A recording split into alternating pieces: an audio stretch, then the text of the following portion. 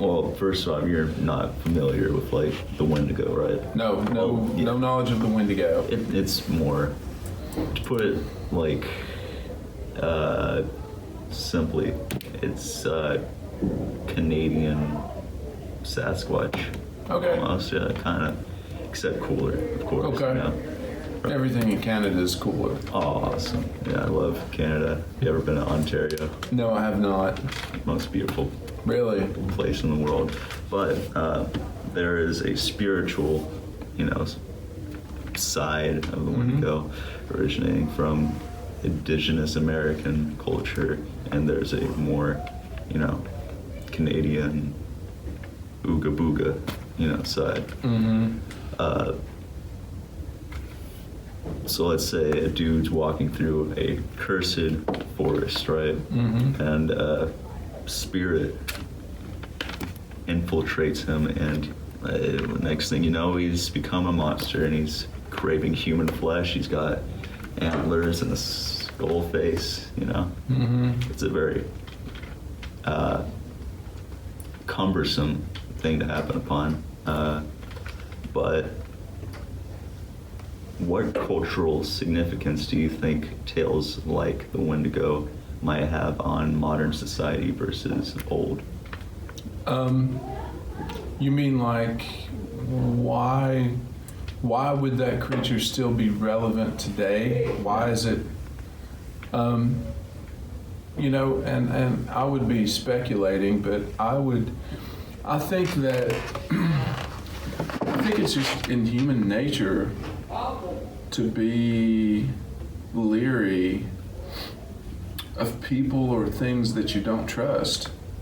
And so I think there's always been an element of, when we create fiction, we create fictional creatures or stories, like a werewolf or a vampire, where they have very appealing human qualities that turn out to be the trick, to make you accept them. And then once you get beneath that surface, there's something that'll kill you. And so it's sort of like the Venus flytrap, the flies are attracted to the pretty red inside, and so in they go, only to find out too late that they're going to be consumed. Yeah. And I think that's just human nature. And so I think we create creatures that mirror that fear. A human is something to not be afraid of.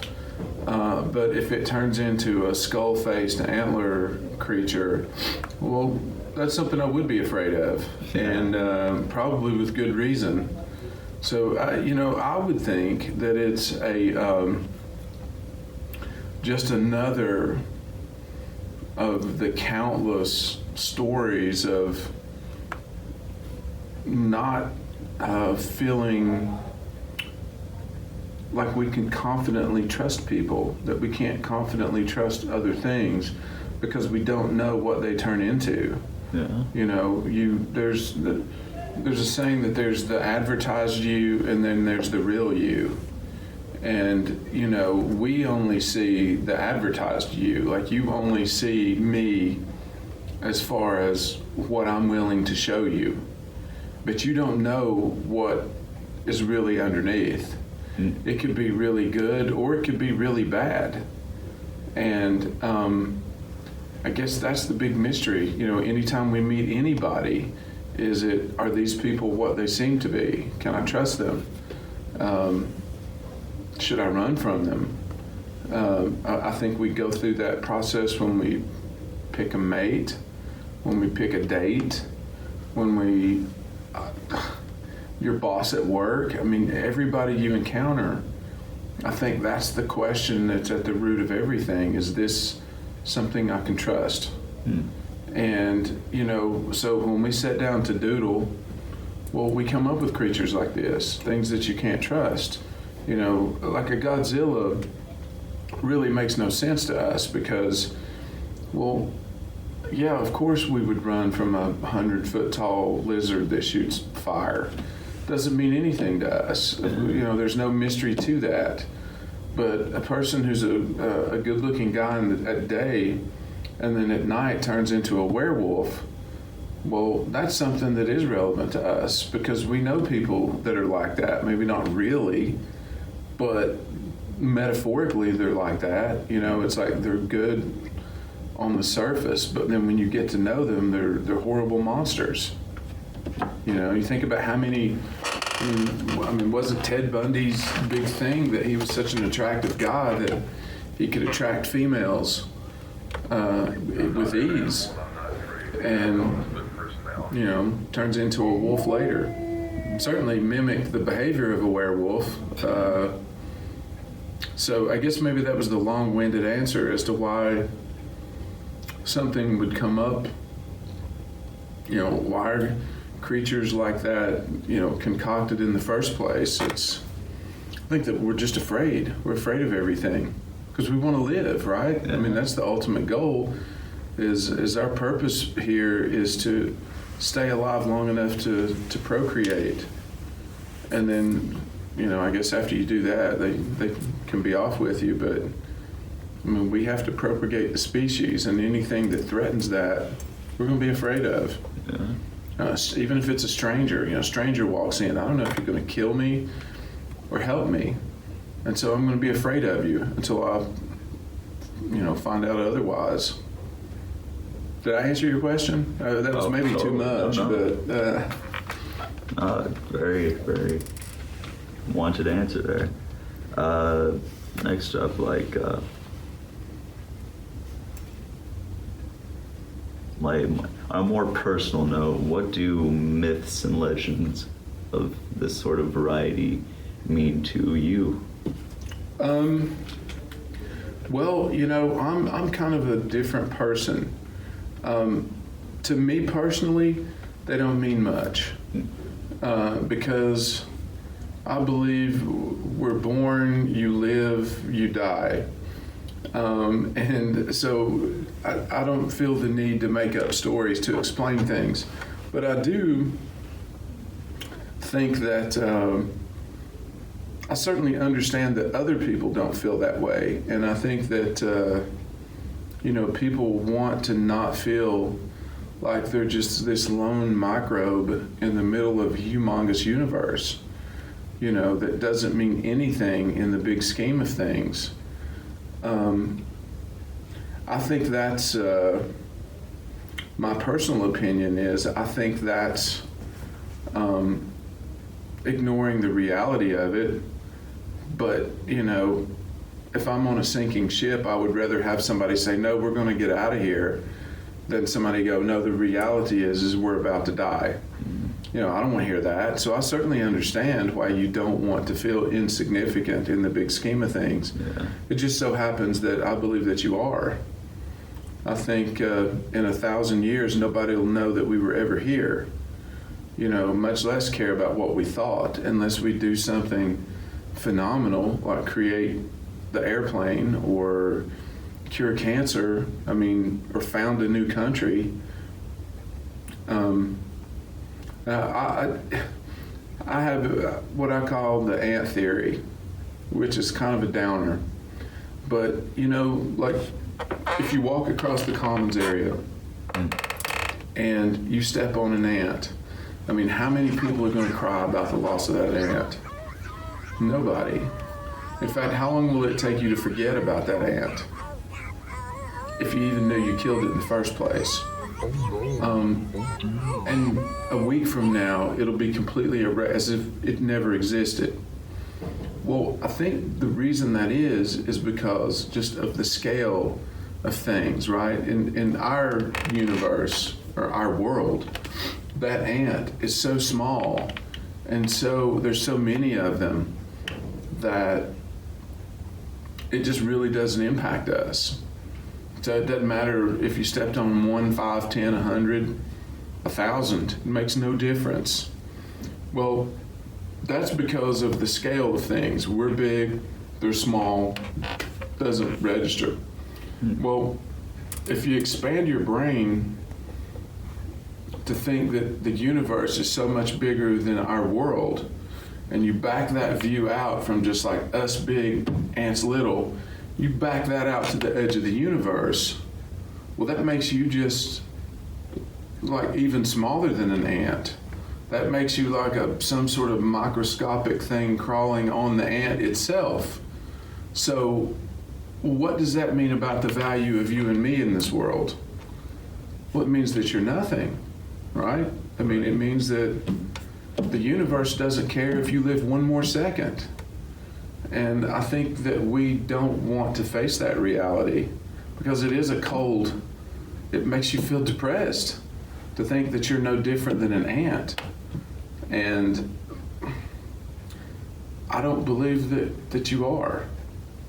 Not you personally, but you know what I mean? I mean, humans in general. Because, yeah, of course you're important here, just like that ant is important in its colony probably. But who cares about their colony? Well, I'm thinking that if you have a universe-wide view of things, well, who cares about you and your house and your friends and your family, or mine, or all of ours? It would be insignificant, right? Yeah. So I think that's something that people don't want to think about. You know, for me, on the opposite, I do like to think about it because it does make me, I do know that just looking at the average lifespan, I've got about 25 years left on this planet.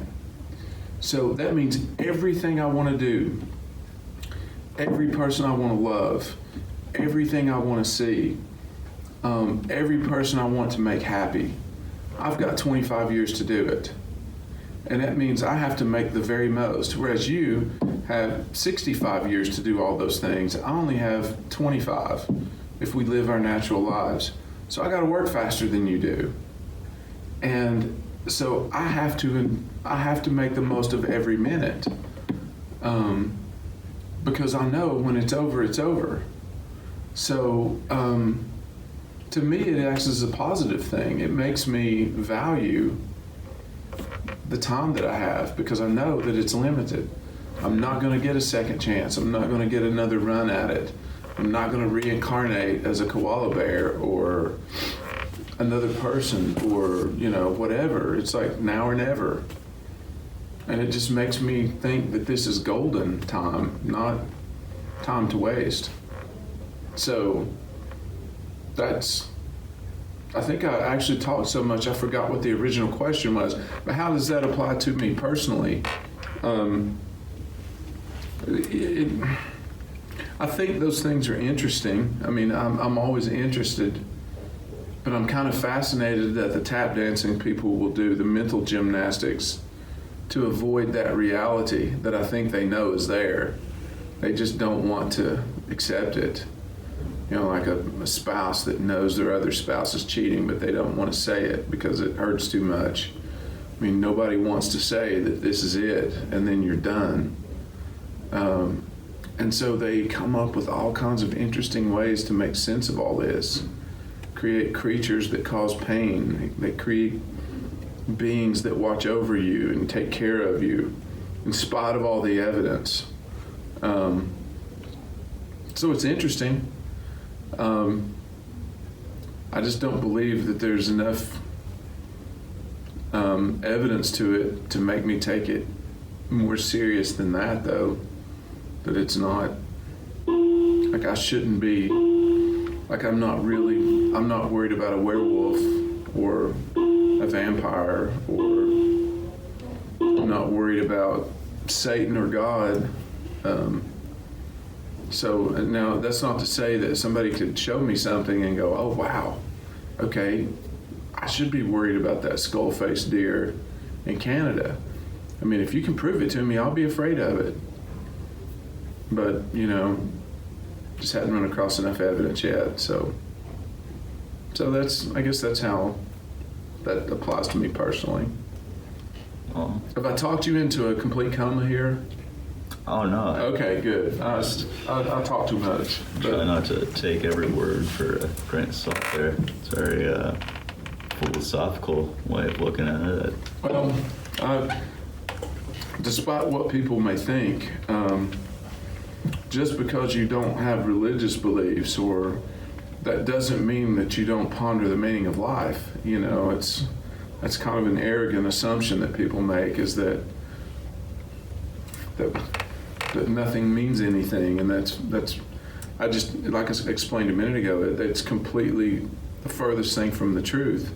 It's like, I don't think I get another go until the end of eternity. I think I've got 25 years, and so I act like it. Yeah. So, or I try to act like it.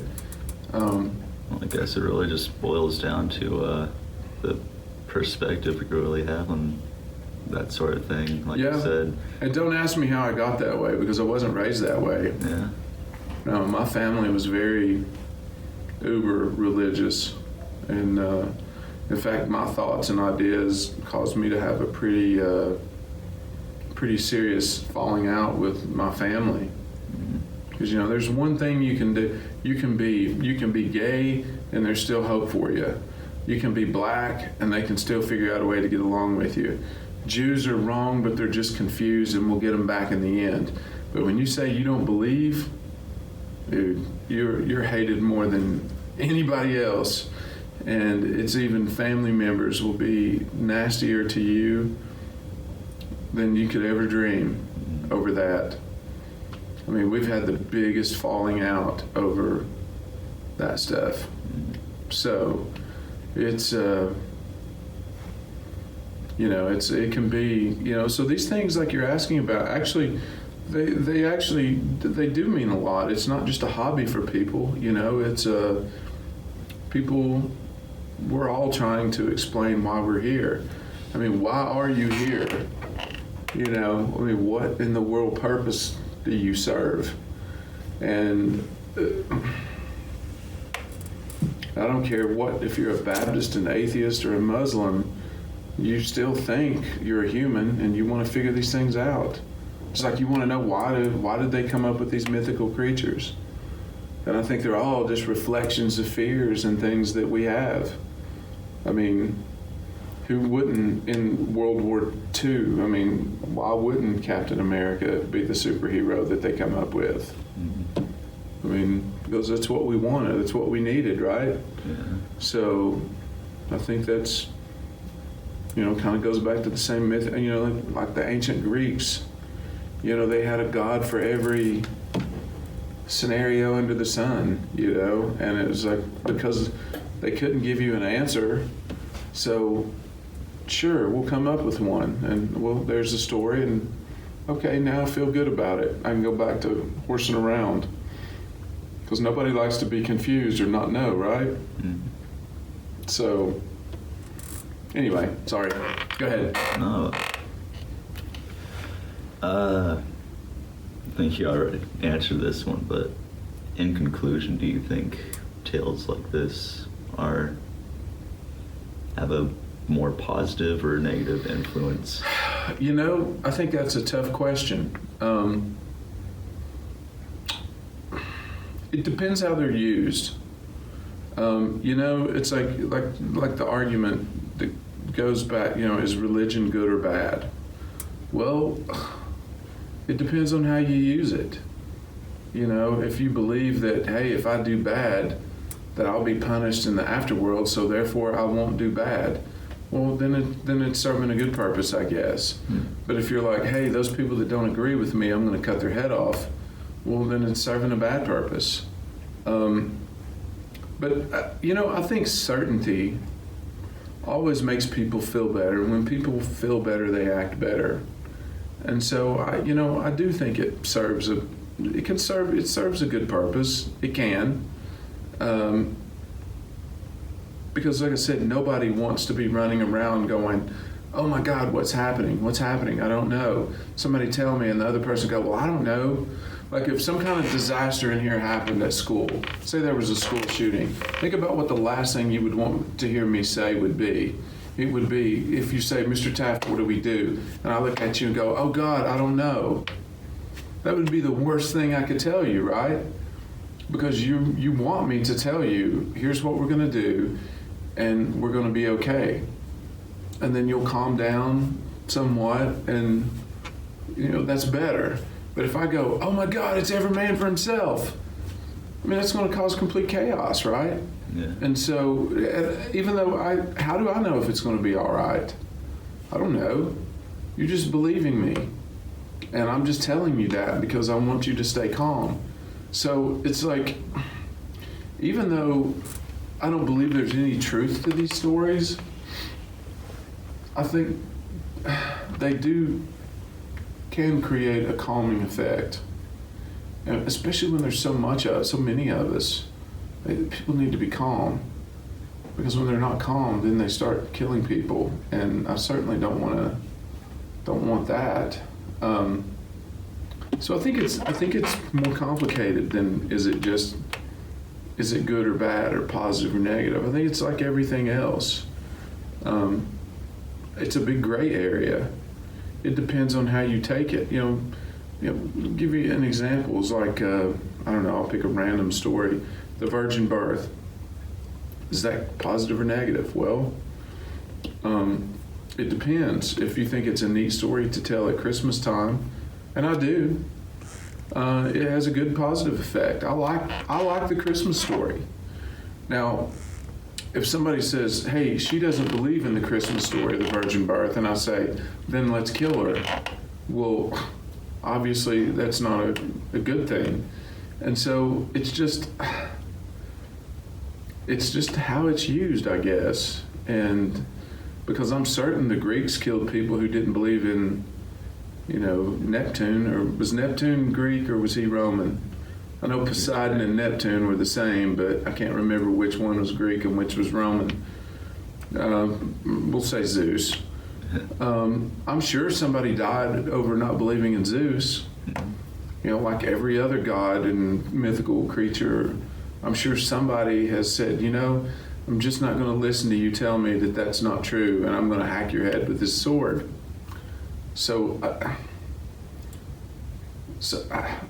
But would the world be better without that? Or is that worth the risk? The few people that will be killed for it, does the good outweigh that?